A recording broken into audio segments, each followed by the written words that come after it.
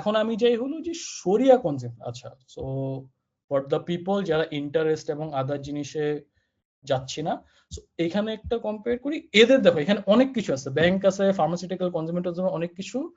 আর শরিয়া ফান্ডের মধ্যে ফার্স্টেই ব্যাংক নাই, পোর্শনটা কম, এখানে আবার সুকুক আছে। হ্যাঁ, সো এখন শরিয়া কমপ্লায়েন্স সিকিউরিটি। আচ্ছা, শরিয়া ফান্ডের জিনিসটা কি, যে ওরা আসলেই শরিয়া ফান্ডে কিংবা এই ধর্মভিত্তিক জিনিসগুলোতে ইনভেস্ট করতেছে না, এইটাকে ক্রস চেক করে। এটার জন্য আলাদা বোর্ড থাকে, ওরা আসলে একটা স্পেসিফিক টাইম পর পর চেক করে যে ওদের সবগুলা ফান্ড অ্যাকচুয়ালি ঠিক মতো করতেছে কিনা। হ্যাঁ, শরিয়া কমপ্লায়েন্ট ফান্ডের একটা এরকম নাম আছে।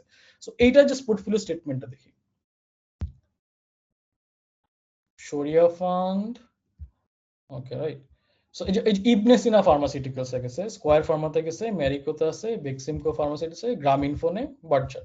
ওর এখানে কোনো ব্যাংক ট্যাঙ্ক নাই, সেলফ এক্সপ্লেনেটরি শরিয়া ফান্ড যেহেতু।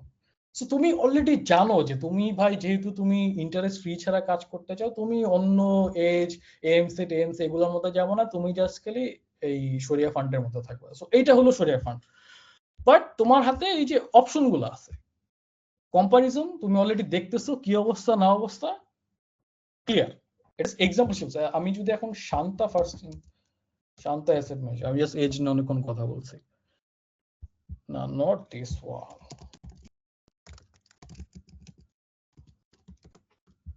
Shanta asset management, our mutual funds, এখানে গেলাম, এক্সপ্লোর ফান্ড, শান্তার মিউচুয়াল ফান্ড কি কি আছে। এই যে ওর আছে হলো অপশন তিনটা, first income unit fund, Shanta fixed income fund, শরিয়া ফান্ড। শরিয়া সবারই একটা একটা করে থাকে।